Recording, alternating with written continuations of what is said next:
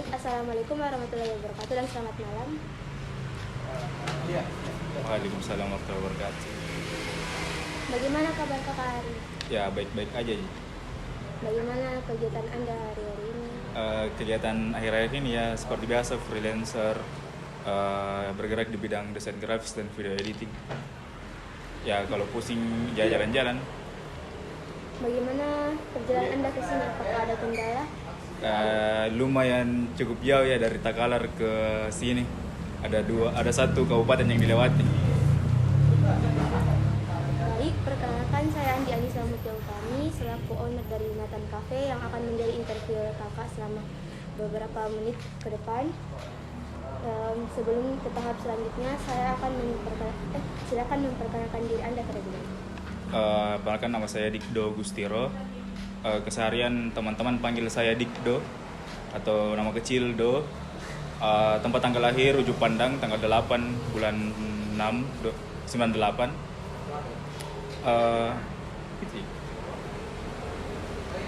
Biodata kakak, pertanyaan kakak cukup lengkap. Oke, tujuan dari wawancara yang dilakukan adalah untuk merekrut tenaga kerja pada posisi barista.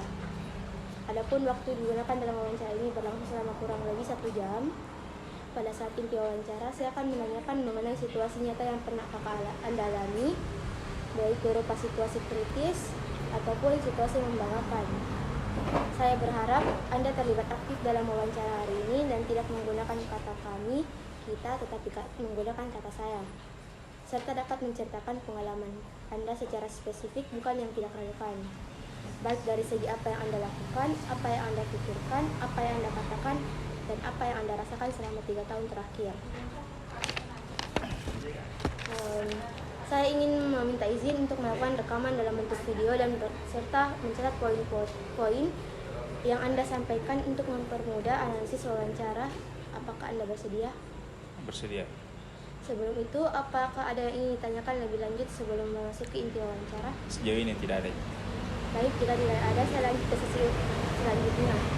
Bisakah Anda menceritakan terkait diri Anda secara garis besar, seperti latar belakang pendidikan? Secara garis besar, ya saya tipe kalau orang yang suka pindah-pindah pendidikan. Dari awal SD saya pindah dari SD Negeri Minasopa ke SD Impres Harta Kuinda. Terus lanjut ke pondok pesantren. Pondok pesantren di kelas 5 atau tepatnya kelas 2 SMA saya pindah lagi ke MAN 1 Makassar. Dari pondok pesantren ke MAN 1 Makassar. Terus di bangku kuliah saya pindah lagi dari negeri ke swasta, dari UIN Alauddin pindah ke Institut Parahikmah Indonesia.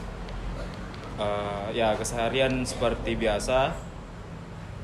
Terus mengenai diri pribadi, secara mulai saya orangnya agak mut-mutan karena kebiasaan pengerja freelancer desain grafis itu ketika dia mendapatkan orderan dia mencari tempat di mana enak untuk mengerjakan desain grafisnya tersebut. Yes, itu mungkin. Tadi kan kakak bilang sempat pindah-pindah SD.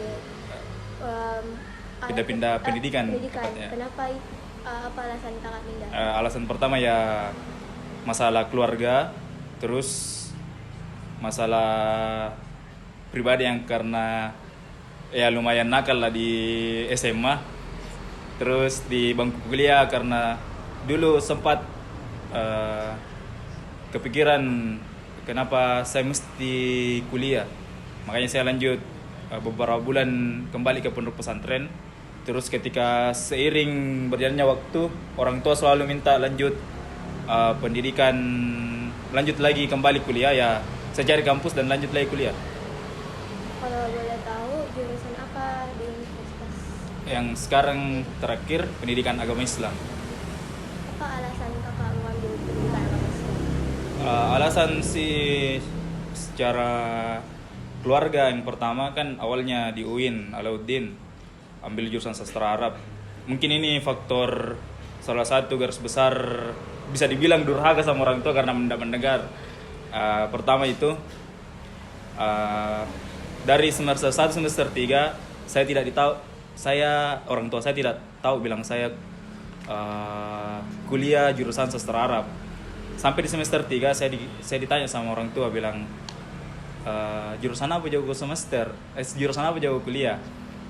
Aku bilang nih jurusan sastra Arab. Orang tua bilang, kenapa tidak ambil jurusan pendidikan agama Islam? Lambat laun ketika cerita itu terlupakan, saya jalan pada umumnya dan pindah kampus. Terus lanjut pendidikan agama Islam. Langsung saya teringat pesan orang tua. Ternyata lari ke situ. Maunya orang tua memang di pendidikan karena memang basic kedua orang tua itu mengajar. Mata kuliah apa yang Anda sukai dan tidak disukai? Sejauh ini mata kuliah ya hanya satu yang saya tidak sukai. Mata kuliah pendidikan agama Islam pada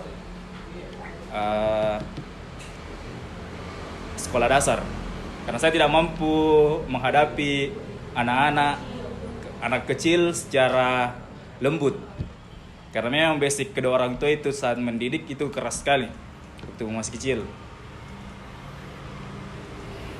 Oke, selanjutnya bisakah Anda menceritakan terkait perjalanan karir atau pengalaman berorganisasi Anda ketika dalam masa menempuh pendidikan? Sejauh ini ketika MTS di pondok pesantren itu ya pramuka sampai saat ini. Mungkin stuck kan pramuka ada siaga, penggalang, penegak, sama pendega. Saya masuk di Sanawiyah atau tepatnya SMP itu penggalang, lanjut sampai penegak. Di kuliah saya tidak lanjut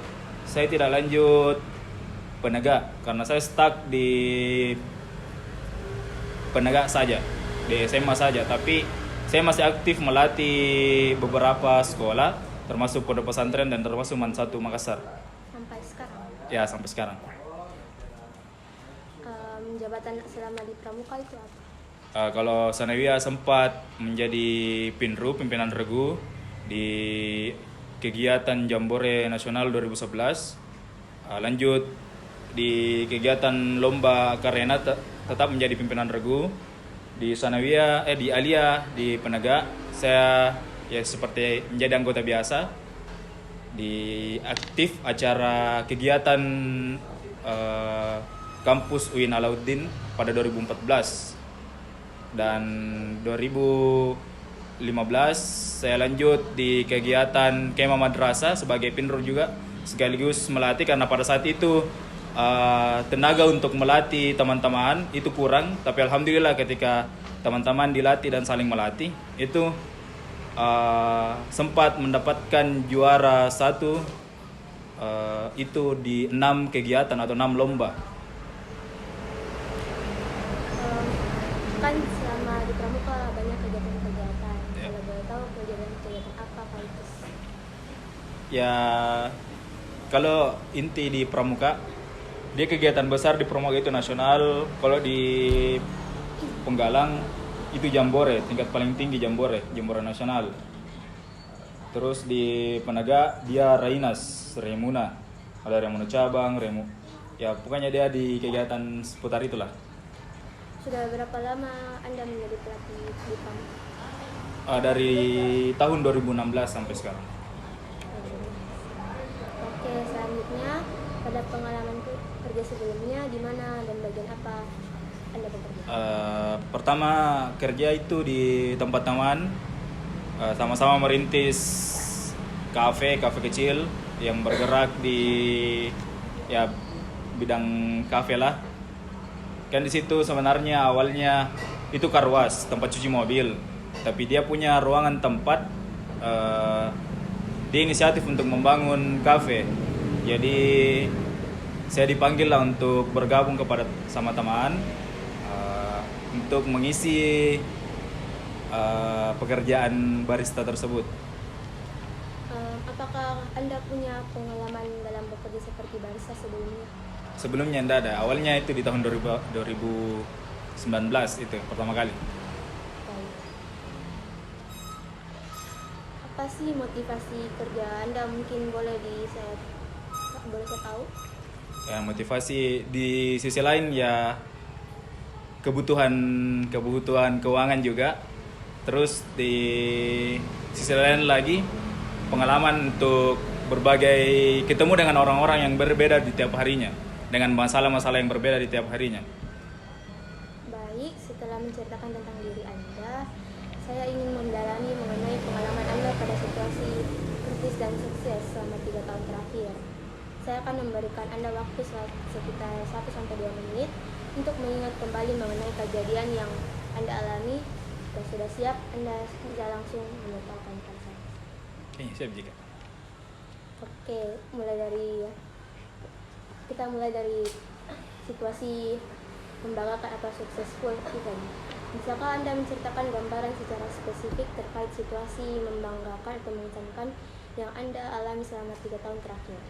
Ya, situasi yang membanggakan itu ketika saya ada di rumah. Itu sangat membanggakan sekali, kan awalnya saya memang anaknya jarang di rumah, saya jarang berinteraksi kepada orang tua. Ketika saya berinteraksi ya saya bangga, karena memang sih dalam keluarga masih ada tembok mungkin, atau apakah istilahnya tembok atau apakah yang menghalangi untuk saya berbicara kepada kedua orang tua, kakak ataupun sepupu-sepupu. Karena basic kalau di luar mungkin agak secerewet ini, tapi kalau di rumah ya seperti biasa pendiam, seperti batu. Oke, selanjutnya apa saja tugas-tugas yang Anda lakukan dalam meraih keberhasilan?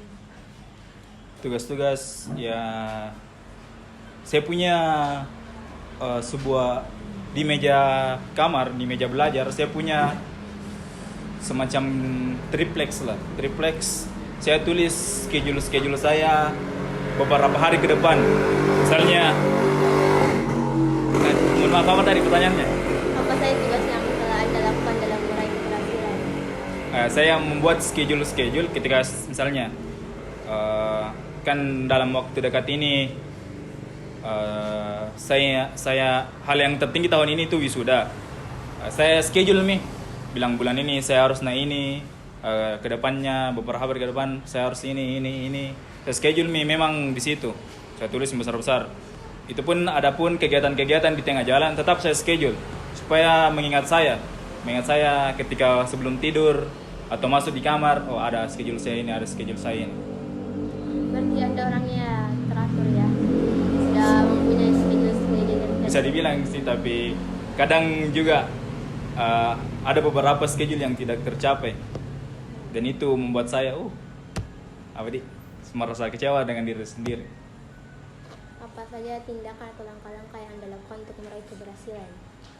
Ya, salah satu tadi membuat schedule, ya kedua melaksanakan schedule itu. Apa perasaan kakak yang mendapatkan dari peristiwa mungkin ketika saya berada di rumah, ya pertama itu bantu-bantu orang tua, karena kebetulan mungkin cobaan dari Allah Subhanahu wa taala atau dari Tuhan kepada orang tua saya itu stroke. Ini mungkin karena anak-anaknya jarang tinggal di rumah, Tuhan kasih stroke, ya anak-anaknya kembali ke rumah. Mungkin salah satu itu. Jadi saya bangga sih ketika saya ada di rumah. Pencapaian tertinggi ya bangga. Wah, begitu. Terima kasih atas responnya. Kita lanjut ke peristiwa mengesankan yang Anda lakukan kedua. Apakah masih ada peristiwa mengesankan selama 3 tahun terakhir selain itu? Mungkin dalam karir pekerjaan atau yang lain. Peristiwa mengesankan Hal buruk, yang baik, membanggakan. Membanggakan ketika berbagi kepada orang tua itu gaji. Walaupun tidak seberapa yang diberikan kepada orang tua, tapi orang tua selalu berharap ada yang diberi.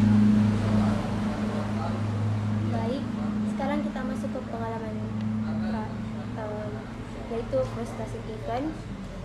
Bisakah Anda memberikan gambaran secara spesifik terkait tantangan atau kesulitan yang Anda alami selama 3 tahun terakhir, baik maupun pekerjaan, keluarga, dan lain? Kesulitan yang paling benar-benar mungkin sulit, yang pertama itu ketika kerja di ITB, Institut Teknologi dan Bisnis Nobel. Itu pertama kali dapat kerja yang kerja kantoran dan gaji lumayan. Terus di situ juga mama atau orang tua itu masuk rumah sakit. Jadi harus pulang harus ekstra sip-sipan sama kakak karena dia juga punya anak-anak kecil yang tidak bisa ditinggal.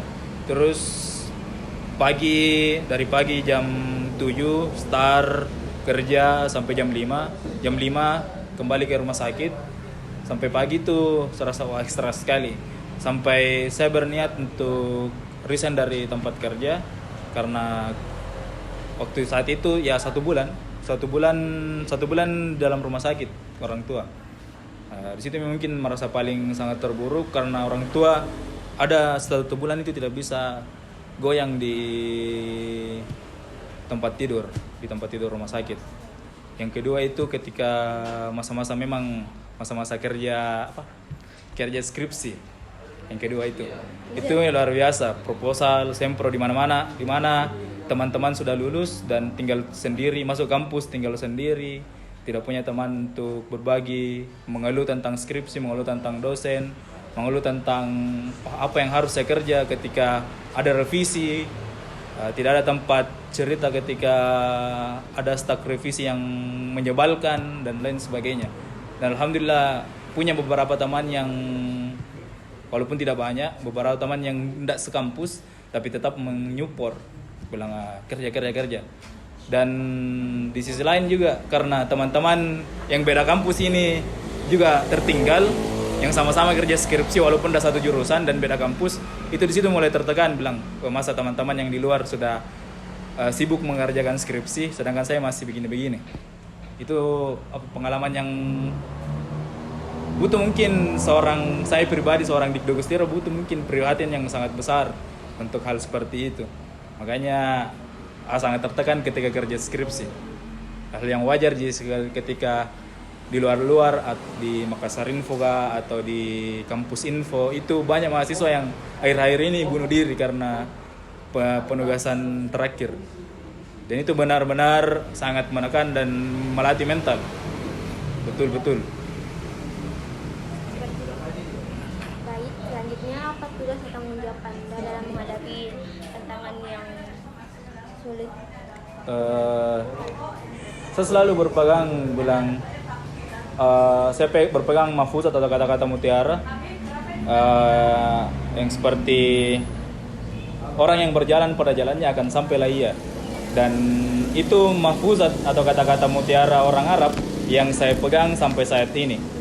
Betul ketika saya berada di poros jalan tersebut, mau belok ke kiri lah, ke kanan lah, tapi saya pasti akan sampai walaupun proses lama sih.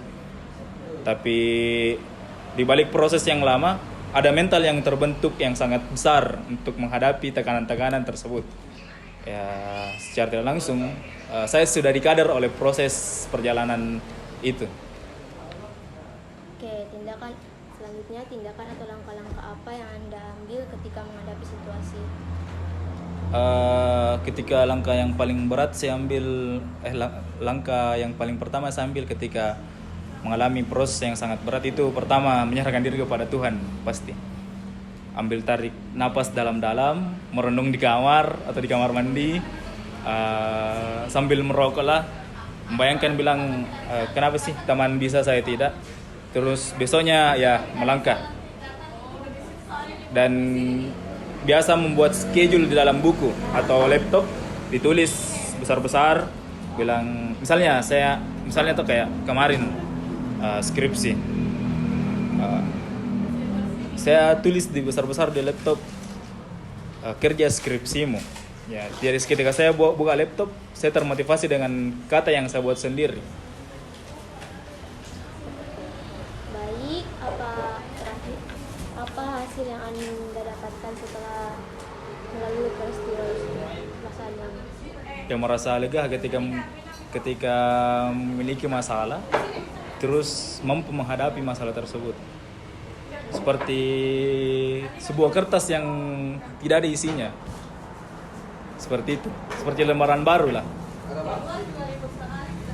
Bisakah Anda memberikan saya gambaran singkat tentang pengalaman kerja di bawah tekanan? Mungkin sih kalau pengalaman kerja pada saat itu tekanan itu juga berada di ITB, Institut Teknologi dan Bisnis Nobel, karena ternyata pekerja-pekerja di Nobel tersebut itu nepotisme, semua berkeluarga. Jadi ada gerakan sedikit ya satu keluarga tahu, satu Nobel tahu, karena satu Nobel tersebut ya sekeluarga. Sempat ketika kerja 2 minggu di situ, ada teman partner kerja bisi-bisi dia di dalam lift. Dia bilang di sini itu bahaya Dikdo, jangan terlalu banyak gerakan tambahannya. Di situ mulai terasa tertekan.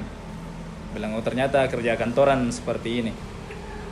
Untuk menghadapi hal tersebut ya saya kembali lagi pada Tuhan, tuh bilang pasrah saja. Menyerahkan diri, bukan semata-mata pasrah, menyerahkan diri. Baik, cara Anda untuk bekerja secara efektif di bawah tekanan itu seperti apa? Mungkin kalau secara efektif di bawah tekanan itu ya kerja saja sesuai apa yang diinstruksikan oleh bos atau oleh pimpinan. Ketika ada kendala-kendala atau kerikil-kerikil yang menghalangi, mungkin terima saja karena begitulah perjalanan pekerjaan. Seperti itu. Apa yang akan Anda lakukan ketika berbeda pendapat dengan seseorang? Dilihat ditinjau dari sisi mana dulu. Ada beberapa sih. Ketika misalnya objek itu tidak universal, mungkin tidak masalah untuk menghadapi perbedaan atau pendapat. Tapi ketika objek itu tidak universal, misalnya hal yang buruk mau dibenarkan, itu mustahil untuk dibedakan. Misalnya memang pasti ini buruk, dan ada persepsi yang bilang itu baik, ya pasti tidak bisa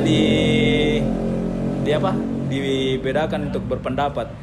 Untuk hal di luar dari seperti itu ya maklum saja, karena kepala atau pikiran orang-orang itu berbeda.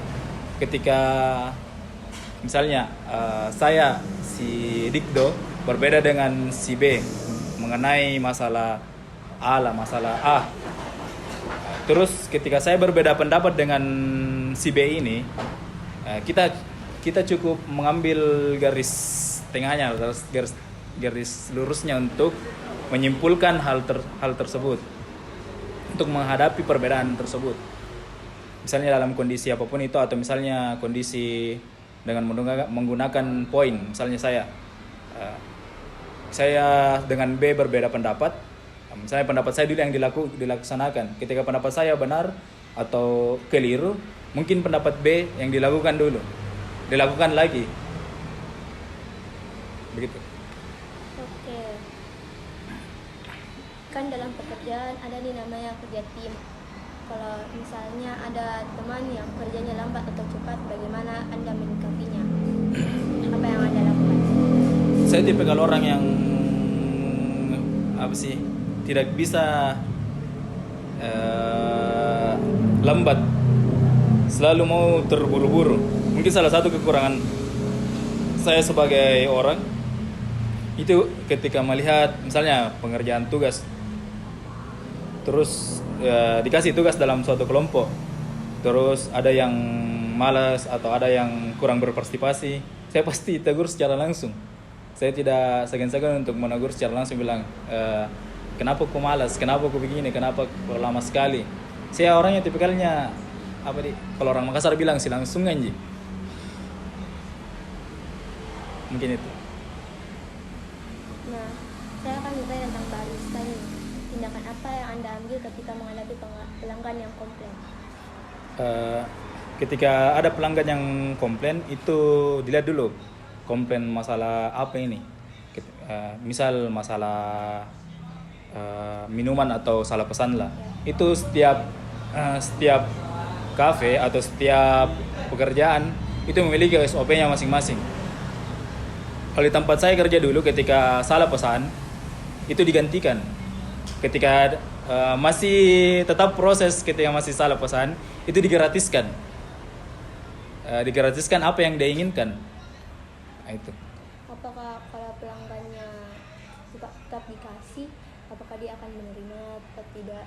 Bagaimana? Tergantung dari ada beberapa sih yang menerima, ada juga yang tidak, ada yang langsung pulang. Tapi SOP tetap melaksanakan hal misalnya yang saya katakan tadi, salah pesan ya digantikan dengan pesanan yang diinginkan toh. Atau makanannya kurang enak itu digratiskan kalau dia komplain. Selama menjadi barista, pernahkah Anda melakukan kesalahan dalam pesanan pelanggan? Bagaimana Anda menyikapi? Sejauh ini belum ada sih. Tapi ketika ketika melaksanakan SOP itu sudah diberitahu SOP-nya seperti ini ketika ada pelanggan yang komplain atau pelanggan yang merasa kurang puas atau sebagainya mengarah ke tidak puas lah, itu SOP-nya seperti ini yang saya katakan dari tadi. Tapi sejauh memesan atau membuat orderan sejauh ini alhamdulillah tidak ada untuk salah pesan. Oke, nah apakah barista terbilang sulit atau mudah bagi Anda? Tergantung dari kondisi.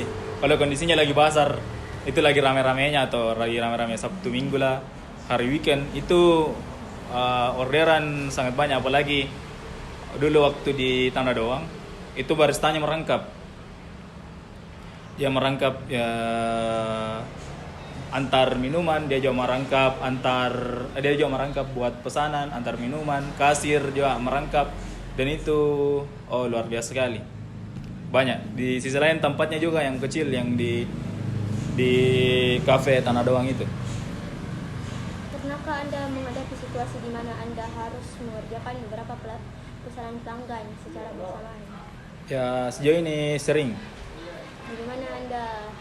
Untuk menyikapi hal tersebut ya yang duluan order, yang dikerjakan baru orderan selanjutnya. Apakah Anda pernah keteteran dalam? Mungkin keteteran hal yang lumrah sih bagi barista, itu keteteran, tapi ya dimaklumi karena pekerjaan memang seperti itu. Apa tindakan yang Anda ambil untuk memastikan pesanan-pesanan tersebut tidak bercampur atau terlupakan? Diingat dengan baik. Misalnya kan di Tanah Doang itu kan merangkap. Jadi diingat misalnya, atau ketika misalnya orderan si A tuh, langsung ditanya bilang di mana Ki duduk, sebelah situ. Nanti sebentar saya sampai di sana banyak lagi orang. Siapa tadi pesan ini? Dikasih gitu. Catat ya. Ya dicatat. Oke, selanjutnya kalau membuat kopi nih, jenis kopi apa yang Anda sukai dan mengapa? Sejauh ini kopi yang saya sukai tetap Kepala Api. Di lain merajalelanya kopi shop, di selain banyak juga kopi-kopi tubruk yang baru, yang ala-ala kafe. Saya sejauh ini tetap kopi Kepala Api. Di lidah, di tenggorokan masih terasa itu kopi Kepala Api. Memang pas untuk orang-orang Indonesia. Dari Indonesia.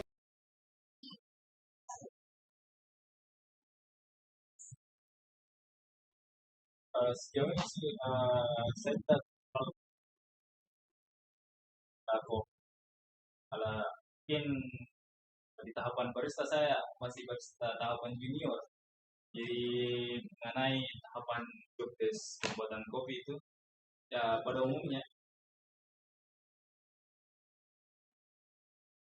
dihaluskan terus dikasih dengan alat sini diagram.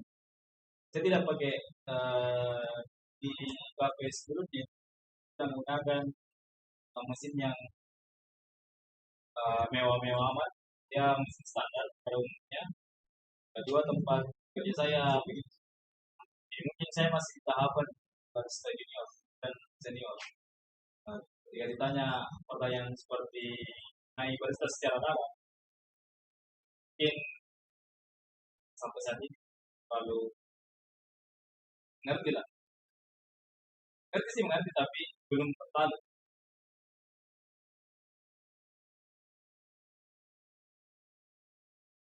Ya, kalau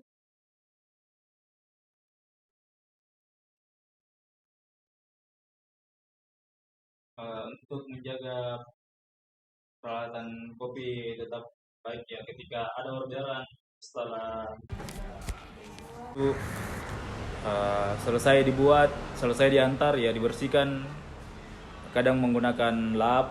Kalau agak kotor, maksudnya terkotor sekali nih, itu dibersihkan dengan air. Kalau belum terlalu kotor ya dilap dengan tisu atau lap yang khusus untuk lap alatnya. oke. Selanjutnya dalam pekerjaan, pasti ada situasi di mana kafe tersebut ramai.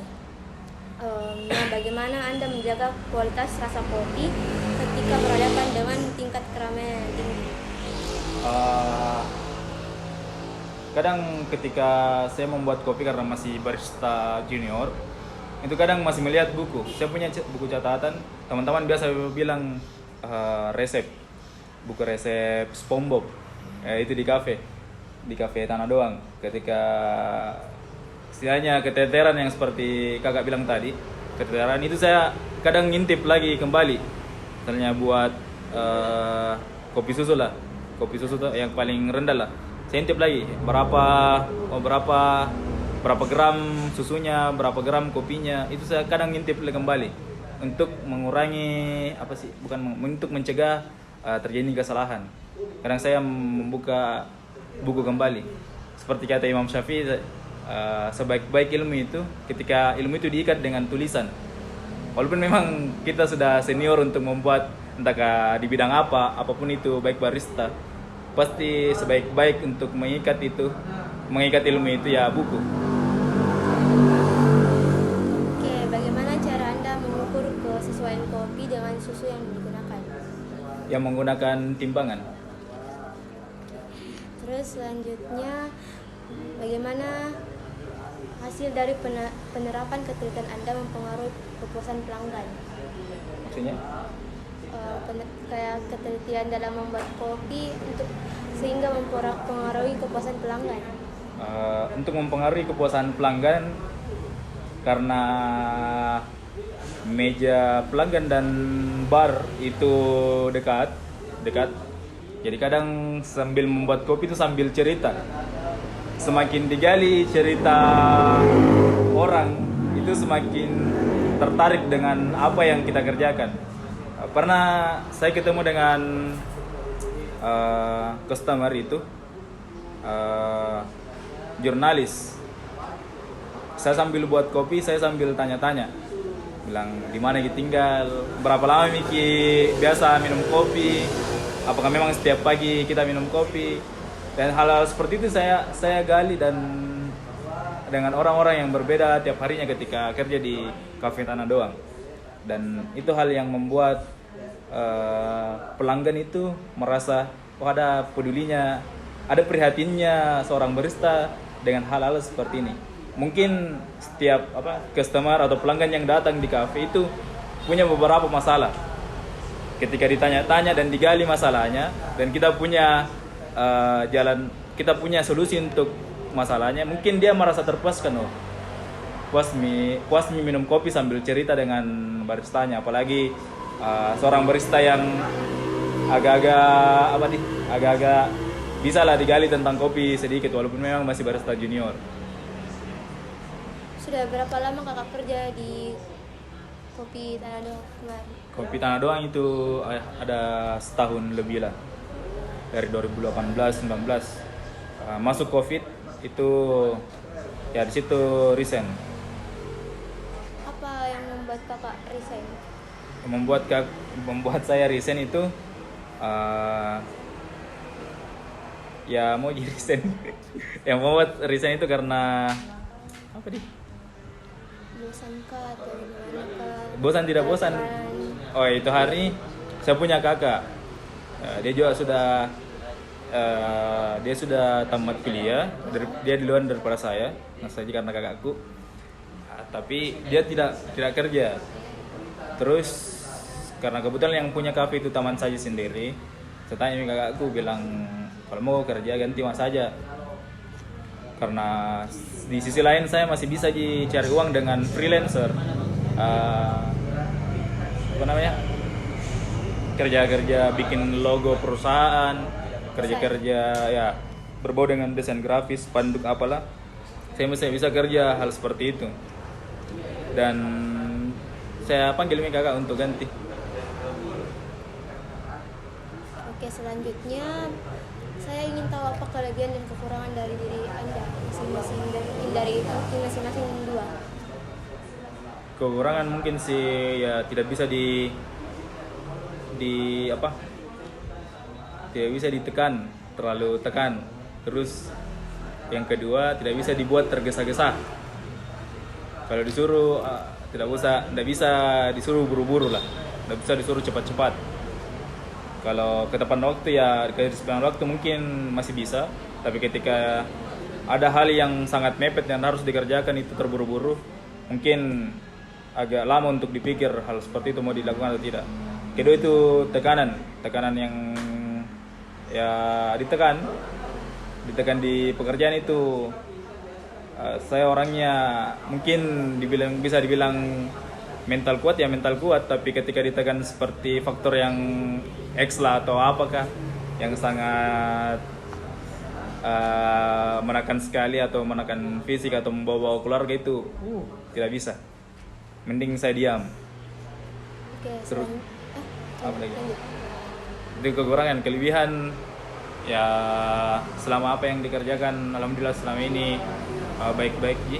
Misalnya kayak disuruh kerja A ya A, tidak ada jadi gerakan tambahannya. Di sisi lain punya bakat yang banyak, alhamdulillah diberi multi talent oleh Tuhan, desain grafis, video editing, kreatif lah. Pokoknya yang saya banggakan sampai saat ini, saya kreatif orangnya. Oke, misalnya nih saya memiliki SOP dengan tekanan yang sangat tinggi atau ketat. Apakah Anda mampu mengatasinya? Mungkin sejauh ini tidak bisa kalau tekanan yang sangat ketat. Di sisi lain memang masalah pribadi yang di keluarga itu sangat belum selesai secara tuntas, ditambah lagi masalah kerjaan yang ditekan secara dahsyat. Mungkin saat ini masih tidak bisa untuk menjalani. Oke, bagaimana Anda menangani situasi dengan pelanggan yang kasar? Mungkin ketika ada pelanggan yang kasar ya diberitahu, bilang hal seperti itu tidak baik. Ketika masih melakukan hal yang sama lagi ya disuruh minggat dari tempatnya, atau dari misalnya kayak di kafe tuh, di warkop, misalnya ada pelanggan yang ngotot tetap nakal atau tetap kasar ya ditegur. Kedua kalinya masih tetap ditegur atau dispensasi keringanan. Kalau tetap melakukan hal yang seperti itu ya disuruh minggat dari tempatnya. Jangan sampai dengan hal yang tidak nyaman itu membuat lingkungan sekitar itu tambah tidak nyaman dan menghilangkan beberapa pelanggan yang tadinya sudah nyaman ya hilang. Bagaimana Anda menangani situasi ketika pelanggan memiliki kebutuhan diet atau alergi makanan terhadap minuman? Pertama-tama sih ditanya dulu, misalnya pesan kopi, kakak mau kopinya kopi tipis atau tebal? Aku pakai ya itu tipis atau tebal. Kakak ada alergi misalnya pakai SKM atau apa seperti itu. Sejauh ini kurang sih orang yang begitu. Mungkin ketika ada yang alergi langsung bilang, misalnya alergi manis sekali, langsung bilang kopinya dikasih tipis di susunya. Atau kadang sih ada juga yang kelebihan manis, bisa dikasih misalnya kan standar itu 30-an SKM, biasa bilang bisa dikasih 70 SKM-nya, 70 gram, dikasih. Request ya. Ya, kadang request. Oke, apa layanan pelanggan yang baik bagi Anda? Maksudnya Kak, layanan pelanggan yang Baik bagi Anda. Kayak pelanggan tak yang bagaimana bagus gitu. ya ini orang yang pelanggan yang baik itu pelanggan yang humble atau enak diajak bicara. Karena saya tipikal orang yang suka mendengar masalah orang. Iya Kak. Nah, bagaimana menurut Anda kualitas apa yang bisa menjadi barista yang baik? Ya mungkin mengikuti SOP barista pada umumnya. Itu sih. Seperti menggunakan ya paling dasar itu ketika menjadi seorang barista ya sisi penampilan dibuat nyaman lah, membuat pakai apa namanya celemek.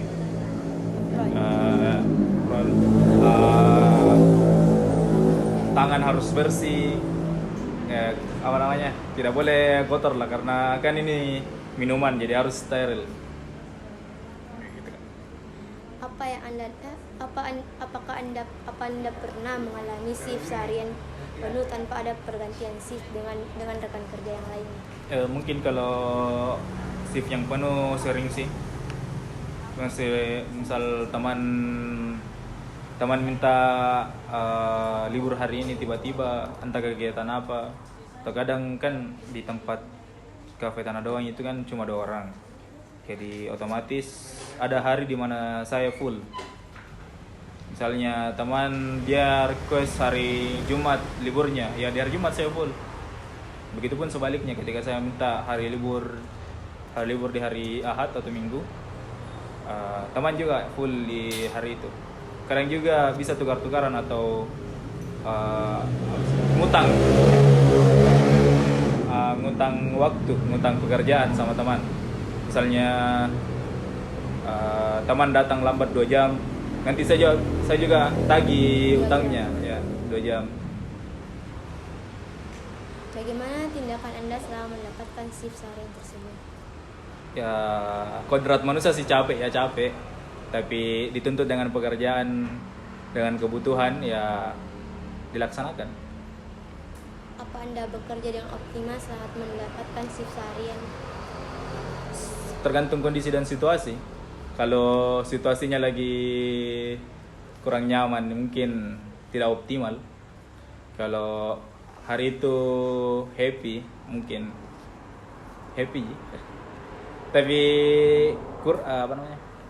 jarang sih dibilang dapat tidak optimal. Alhamdulillah sejauh ini optimal. Oke, saya kembali bertanya tentang kerja sama tim. Ketika dalam bentuk tim, Anda bertugas sebagai apa?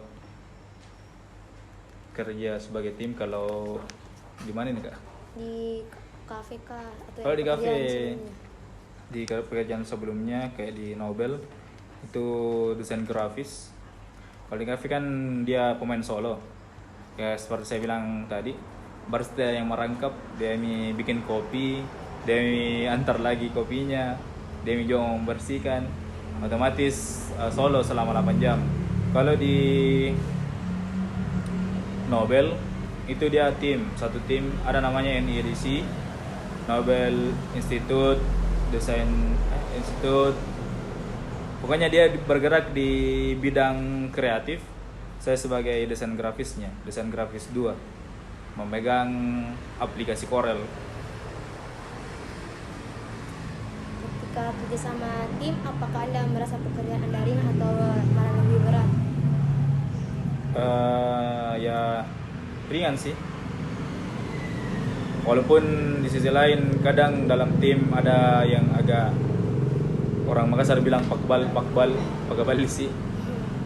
Mungkin hal yang wajar, tapi guna pemimpin dalam satu tim itu fungsinya untuk tidak ada kesenjangan perasaan dalam satu tim itu.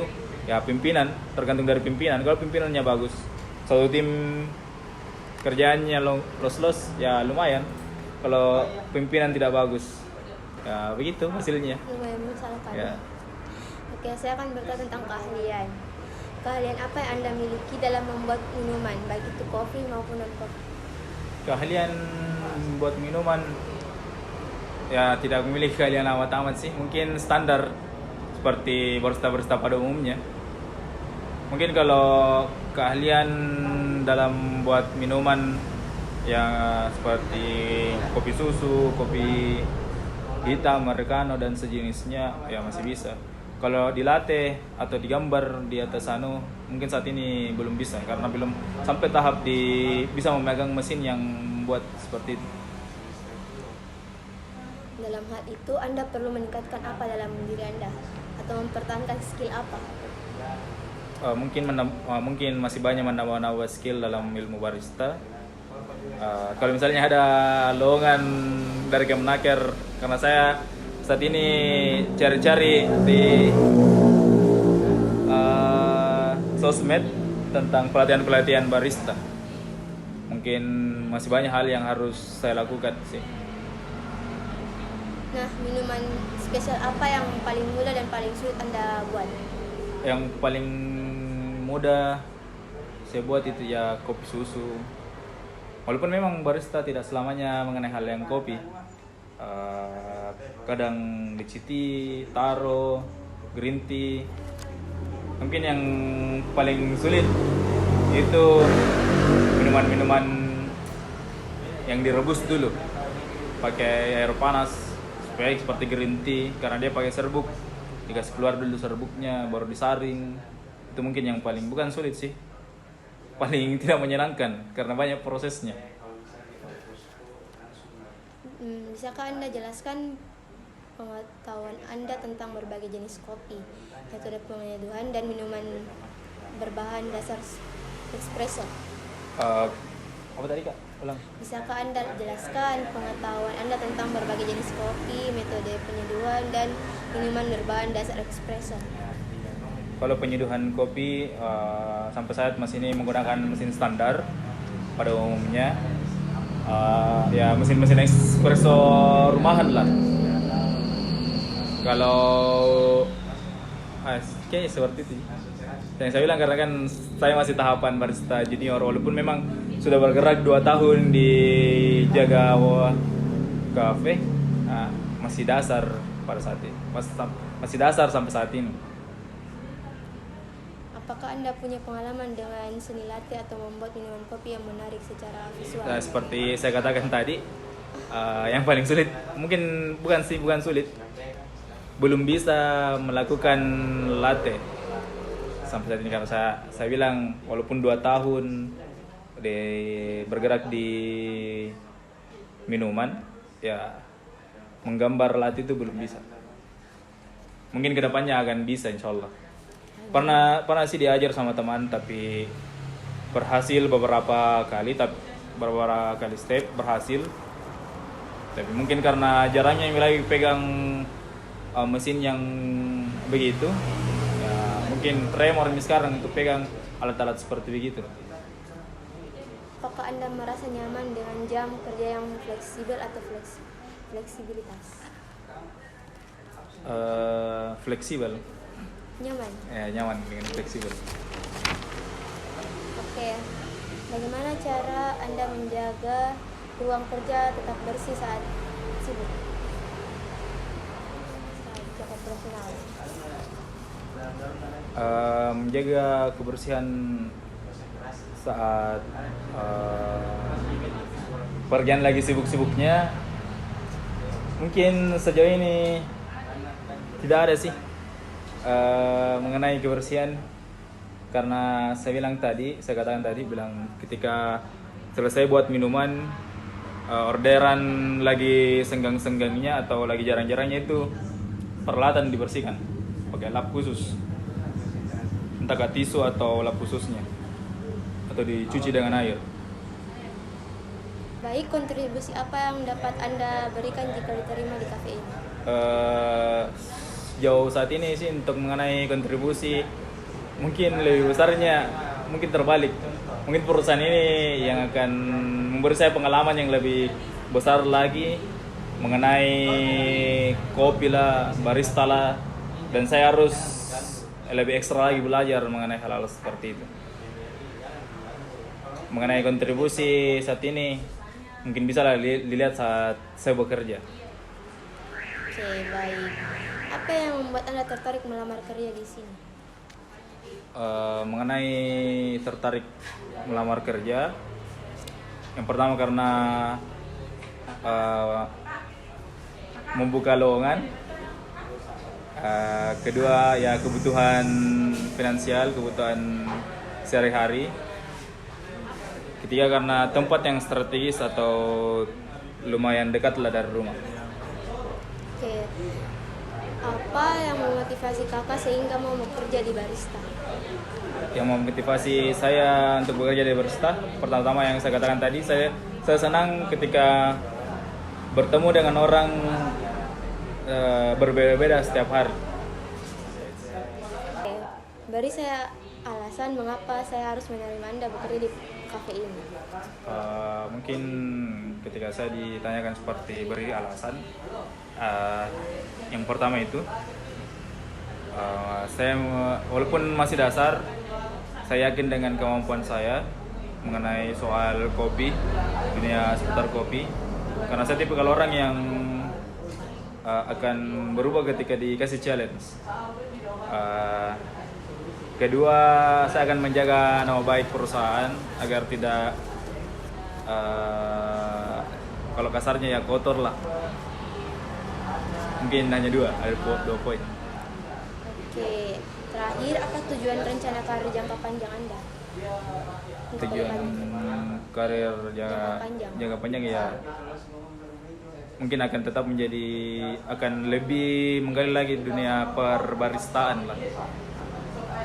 Oke, seperti itu. Baik, informasi yang Anda berikan telah cukup dan seluruh pertanyaan telah terjawab dengan sangat baik. Sebelum saya menutup wawancara kali ini, apakah masih ada yang ingin Anda tanyakan? Sejauh ini mungkin tidak ada. Oke, baik. Jika tidak ada, wawancara kali ini telah selesai. Anda akan menerima informasi mengenai hasil wawancara ini dalam 7 hari. Saya akan mengirimkannya di Gmail Anda terkait hasil wawancara ini. Nah, semoga terima kasih atas kesediaan Anda untuk menjadi pelamar di Hatan Cafe. Semoga Anda berhasil. Sampai jumpa dan hati-hati di jalan. Saya akhiri. Wassalamualaikum warahmatullahi wabarakatuh. Waalaikumsalam.